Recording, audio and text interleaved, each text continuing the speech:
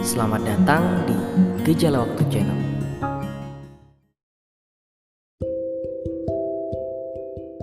Hai, kita ketemu lagi nih. Gimana hari-harinya? Menyenangkan atau malah menyedihkan? Udah bisa bahagia belum? Atau mungkin masih kecewa terus-terusan? Gak apa-apa. Apapun yang terjadi, kita harus tetap bisa semangat ya. Jangan putus asa sama kesulitan di hari ini.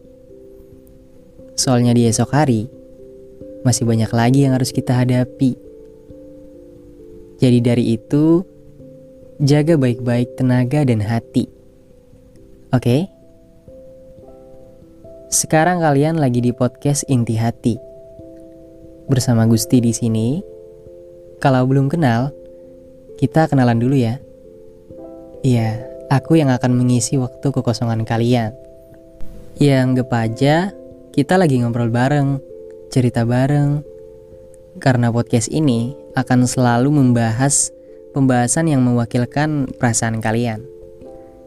Siapkan segala perbekalan, pasang sabuk pengaman, dan kita akan mulai terbang ke awan. Kali ini obrolannya aku kasih judul Sakit Itu Kita Yang Buat.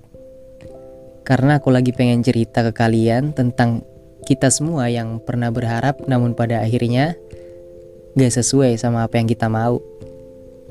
Lanjutnya, selamat mendengarkan.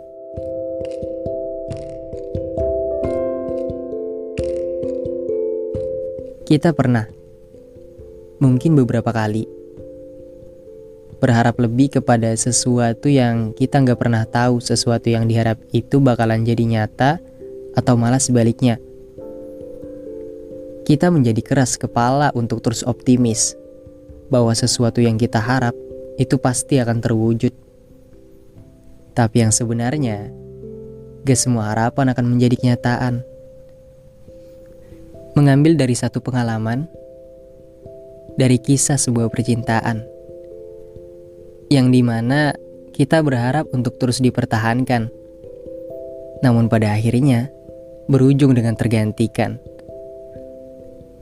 Dan karena nggak terima, kita malah jadi menyalahkan takdir, berkata kepada diri sendiri kalau seharusnya kita nggak usah ketemu dia, kayak gitu.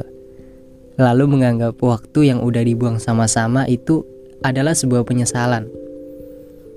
Padahal, jika kita berpikir dengan baik, tentunya dalam keadaan yang tenang juga, gak semua salah mereka kok. Gak semua salah orang-orang yang kita harapkan, walau kita yang jadi korban. Kenapa kira-kira? Kalian pasti nanya gitu, bingung. Kok bukan salahnya mereka?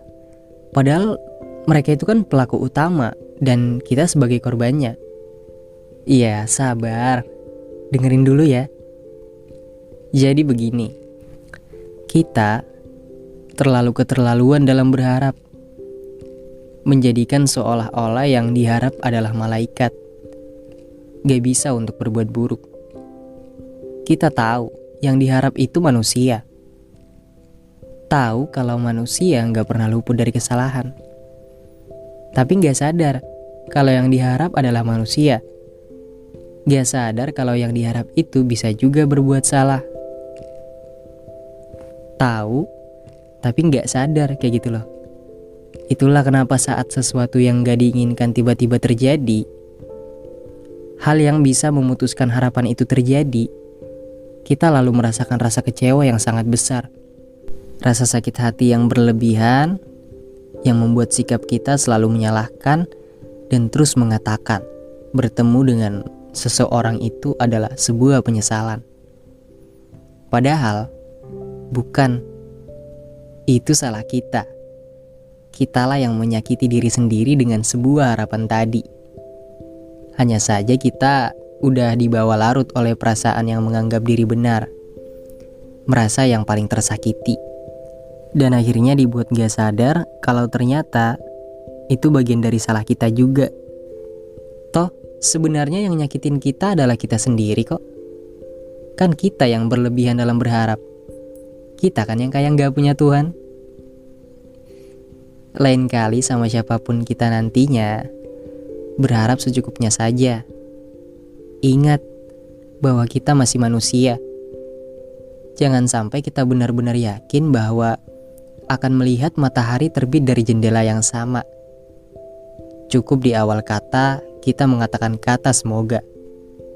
Karena dengan berucap semoga, harapan itu akan jadi doa. Yang ditunggu-tunggu bisa jadi besok tiba. Kita gak pernah tahu dan gak akan pernah tahu kapan yang diinginkan itu bisa terwujud. Kita hanya boleh tahu jika kita terus berusaha, pasti akan ada imbalannya. Gak perlu minta, gak perlu ngemis, cukup fokus dan terus optimis. Tapi untuk bisa berpikir positif kayak gini, nyata akan sulit bagi siapapun yang baru saja mengalami kejadian yang demikian tadi. Karena fase yang dirasakan oleh mereka adalah fase di mana butuh sama yang namanya didengarkan, bukan untuk mendengarkan. Boro-boro dengar kita ngomong, lihat kita baru mau ngomong aja ke dia, dianya mungkin udah males. Jadi sebaiknya kalau ketemu orang yang kayak gitu, baiknya kita diam dan nyimak apa yang mereka curhatkan. Tenang, waktu kita gak akan sia-sia kok untuk orang yang kayak gitu.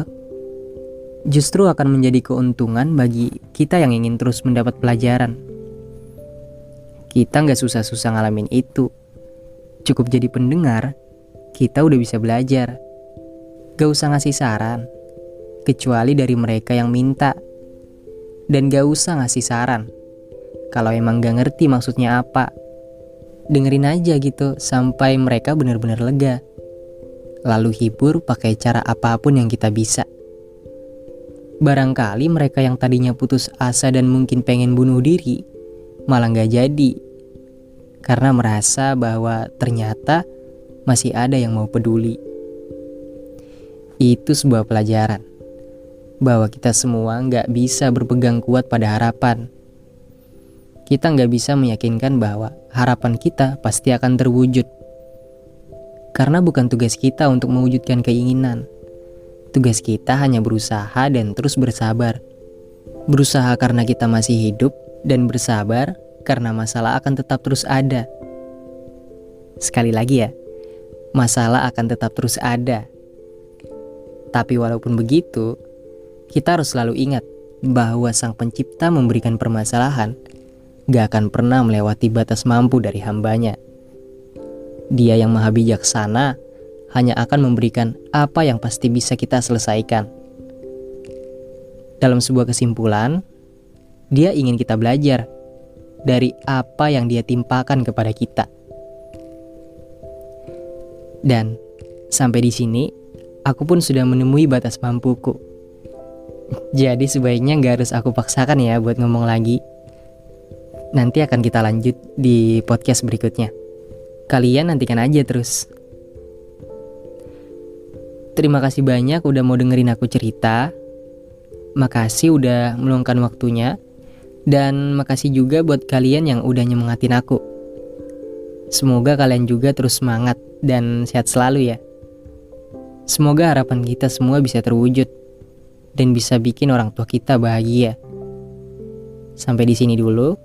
Dan sampai jumpa.